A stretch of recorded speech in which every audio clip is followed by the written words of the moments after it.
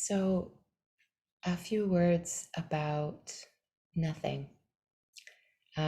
Meditation, which is the primary practice that we engage in here in Nowhere Village, is the practice of nothing. We sit in stillness and we close our eyes, or some people do a practice where they actually just focus on one spot with their eyes barely open, uh, which creates a kind of equivalent situation where you're not taking in new stimulation through your eyes.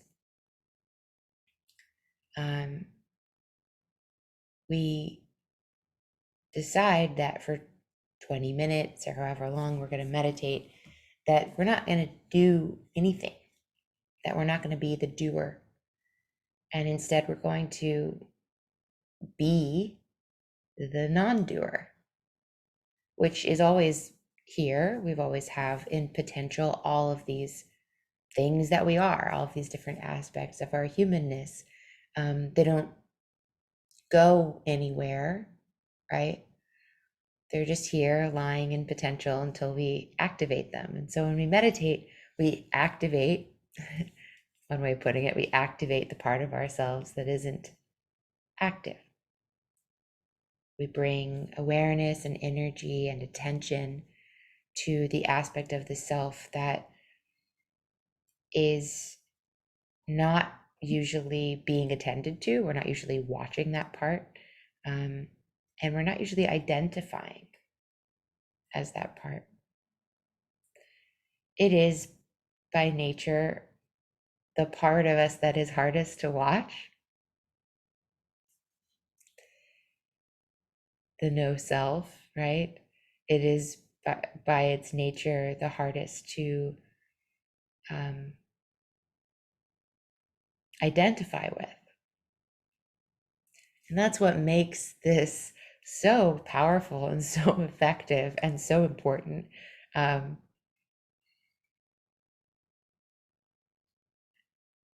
In the very challenge of meditation, there's an indication of why we do it. It's very easy to look at the aspects of ourselves that are more gross and obvious. It's very easy to go, okay, I'm this body, here it is. It's very easy to forget that the body itself is always changing, and itself has it has its own kind of slipperiness, in the sense that it was born and it will die, and it's always just somewhere in that spectrum, on that journey.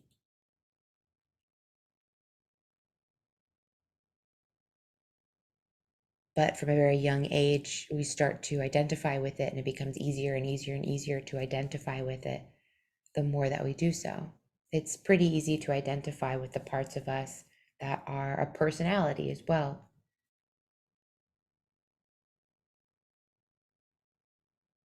Other people identified us that way from a very young age, and we got used to it. I said, oh, I must be this name. I must be this series of attributes that these people around me are always telling me that I have, depending on what was praised by your parents or teachers and family, and what they did, what was not praised, what they liked and didn't like, and also has to do with how they express themselves. You gained this idea, oh, I must be that identity. I must be that, all that stuff that everybody else is kind of projecting onto me or pinning onto me. That must be Aaron, and that must be what I am. So that's all very easy, and we've been doing that a long time. We're in the habit.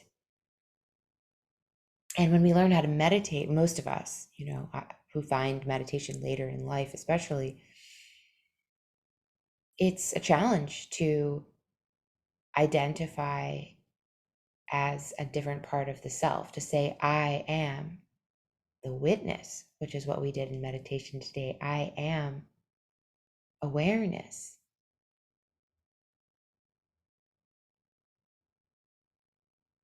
And so we have to we do these little techniques to kind of like wiggle our way in there to sort of set the scene so that we might be able to touch in to an aspect of ourselves that, again, it's never gone anywhere. It's always been present, but it's just not the squeakiest wheel in the room. It's not the most obvious aspect of the self. It's not the aspect that everyone around us has been telling us is us. It's not as easy to see or inhabit in all of those ways. But on the other hand, in some ways, it's the easiest to see and the easiest to inhabit, because what we're really doing is trying to touch into the aspect of the self that hasn't changed. That is actually the same every single time we reach for it, in a way that, again, the body, which is older than it was yesterday, today, the personality, which is always shifting, and I'm always learning new things about it.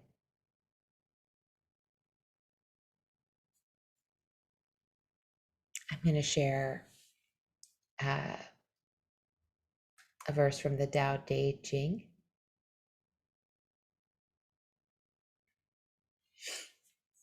This is 48.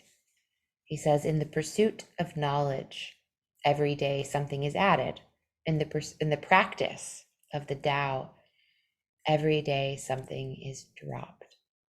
Less and less do you need to force things until finally you arrive at non-action. When nothing is done, nothing is left undone. True mastery can be gained by letting things go their own way. It can't be gained by interfering.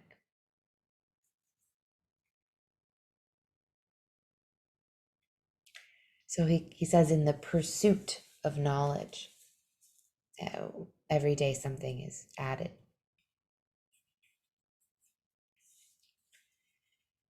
And in the practice of the Tao, every day something is dropped. And I've loved this verse for a long time, but what I noticed for the first time as I was preparing this talk is that he uses two different words for these. And I don't know the Chinese. I can't do what I could do with the Sanskrit and dig in there and figure out what the original word is, but we'll just play along with this, that, there's a reason why the translator translated them in this way. And the difference between a pursuit and a practice, because we've been talking a lot about what our practice is about. Why do we practice? And the difference between trying to accumulate something, to pursue something, to achieve something. That pursuit can only be for the body. I'm going to get more pleasure. I'm going to get a bigger bank account. So I can get nicer clothes, and I don't know, take longer, hotter baths. These things are for our bodies, whatever it is that we're trying to accomplish, and or for our ego, for our personality.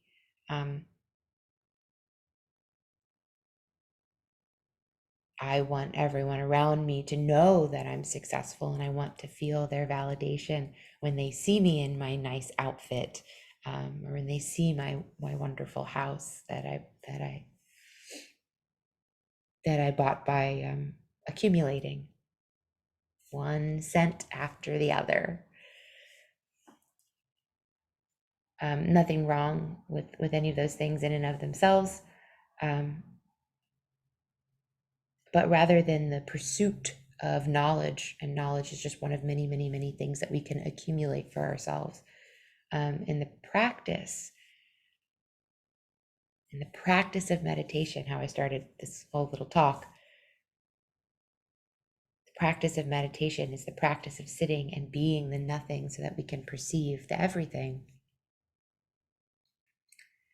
In our practice, what we're really doing is clearing away anything that's in the way of us experiencing the here and the now.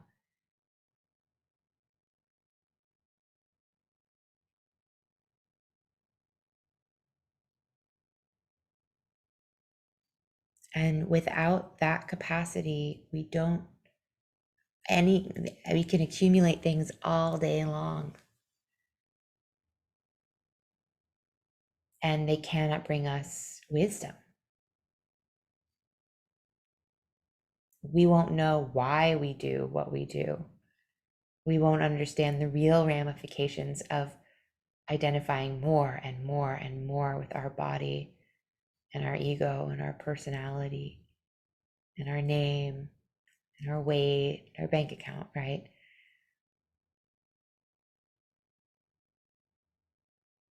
Are any of those things worthwhile? All of my greatest mentors and guides have said again and again, don't build your sense of self on that. Don't identify with that. And every great story I feel like has some version of showing us the lesson of what happens when we forget this aspect of what we are, the no self, the witness, the nothing. True mastery can be gained by letting things go their own way. It can't be gained by interfering. There's so many parts of the Tao Te Ching that basically say this exact thing. Learn how to practice the Tao. Learn how, and another part he says, reside at the center of the circle. Let everything be what it is, and you reside at the center of the circle.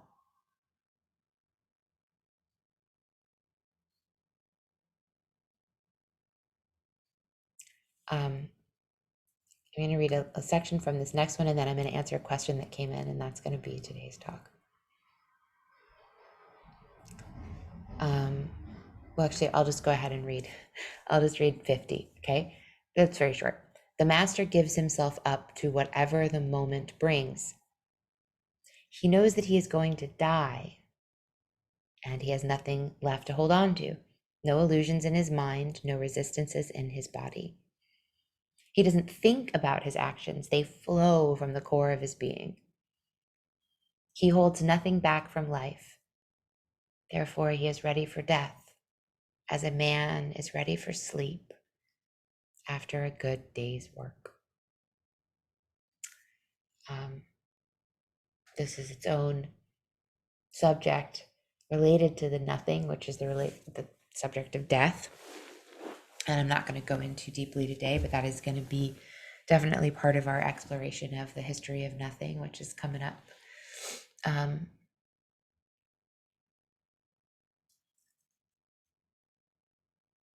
But I'll just say that, here death is representing that letting go.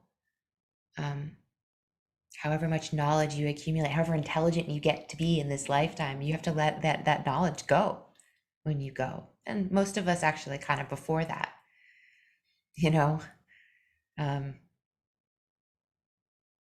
don't take with us our fancy clothes or our money. And so that acknowledgement of this body dies. Erin dies. Erin might do some cool stuff so that people remember her for a little while afterwards, but 100 years from now, 1,000 years from now, 10,000 years from now,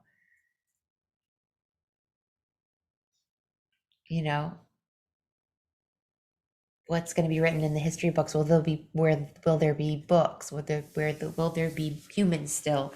How long do we think that all of this accumulation lasts? Accumulated wealth or accumulated sort of merit and impressiveness, And so this ability to see that the personality maybe lasts a little longer than the body, but not that long. And the body doesn't last very long at all. We learn to accept this letting go. We arrive into this experience of what about us doesn't shift and change.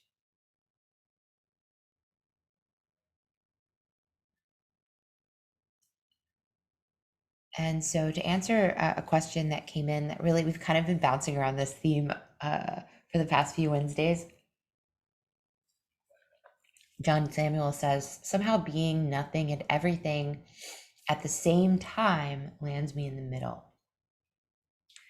And I'm going to speak to this. John Samuel, feel free to type in here if I don't quite get your question right, or just there's anything else that you want to add or ask.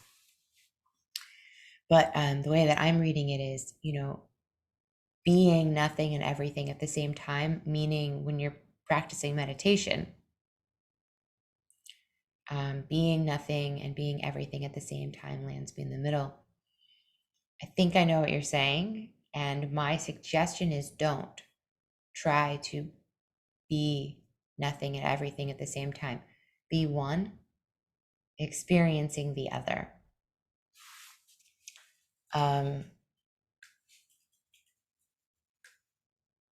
Let's see if I can find this quote. Okay, so I'm gonna read you this quote, John Samuel from Nisargadatta. He says, "Look, my thumb touches my forefinger. Both touch and are touched. When my attention is on the thumb is the feeler and the forefinger the self. Shift the focus of attention and the relationship is reversed," right? So he means, okay, so now I'm the forefinger and I'm touching the thumb. I find that somehow by shifting the focus of my attention, I become the very thing I look at and experience the kind of consciousness it has. I become the inner witness of the thing. I call this capacity of entering other focal points of consciousness love. You may give it any name you like. And here's this famous line I've read many times. Love says, I am everything. Wisdom says, I am nothing. Between the two, my life flows. Since at any point in time and space, I can be both the subject and the object of the experience, I express it by saying I am both and neither and beyond both. So when you're sitting and meditating and you are probably trying to do too much. And this very simple example, just remember, okay, you could choose to try to feel into being nothing, and you could choose to feel into being everything. But yeah, do one or the other. And notice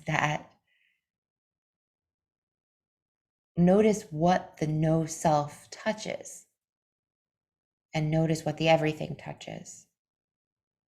And one way that I like to think about this is when I identify as the no self, there's nothing trapping me from entering any other focal point of awareness.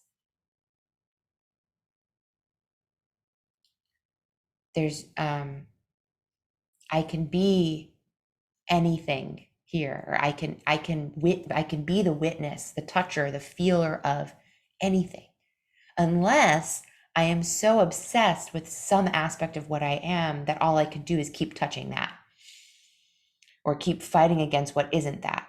So if I'm really identified, try to think of a super simple example. If I am really identified as my brother's sister, to go back to kind of some of the loyalty stuff we were talking about before, if that's like who I am and what I am and the purpose of my life,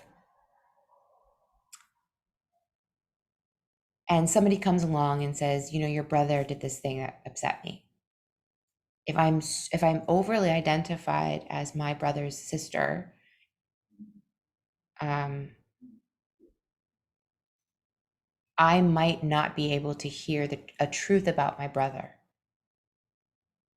Vice versa, if I identify as, this one's a little maybe better for me and more useful. If I identify as the one who is against, corporate billionaires making decisions for the rest of us that hurt the planet, I don't know. And I'm like, that's who I am. That's what I do on this planet. Oh yeah, I'll share the Nisargadatta quote. They're all from the same book. Every single quote is all from I Am That, but I'll share it, and I can share where it is in there. If I identify as being against something, or if I identify as being for something, if I get really attached to that part of my identity, it can be harder to go into that other person's experience and go, oh, I guess other people might experience my brother in a way that's negative sometimes, or oh, maybe there's a nuance to this conversation where a certain corporate billionaire is helping the planet, etc. I can enter into different aspects of reality. I can have compassion for other beings. I can see things from a different perspective. If I didn't have a little bit of nothing, I wouldn't be able to do any of that. I wouldn't be able to shift my perspective.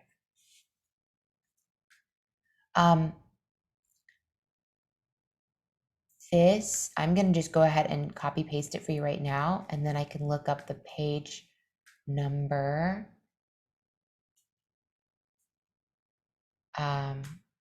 There's the quote. I'll look up the page number and I'll post it along with this talk. Yeah, and I can even message you separately. I'm not going to pull up the book right now. So, but yeah, that is the heart of what I wanted to say today. Hopefully that's helpful, John Samuel. Hopefully that helps you make sense a little bit in the history of nothing, which is going to start taking up our Wisdom Wednesdays starting October 13th. And will run until December 8th. We're going to talk more about all of this and why the everything goes with the nothing, actually. And yeah, and so much more. So in the meanwhile, what we're going to be doing here in Nowhere Village really is kind of getting ourselves geared up for and wrapping our heads around the fall schedule that I've posted. Well, I've got it scheduled out through October, and I have added a Monday morning and a Monday night session. And the Monday morning is going to be every session that I have will start with about 20 minutes of meditation. Some of them guided, most of them guided of the new things that I've added, and some of them silent. So every session will start with meditation. Then Monday mornings, I will lead movement.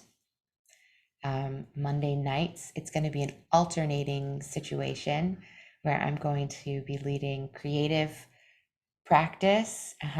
Sage requested some nights, and people have requested it before, and so we're going to give it a try on Monday nights. Starting in October, that's next Monday. The guided movement sessions don't start till the following one, but anyway, that'll be all in your event section.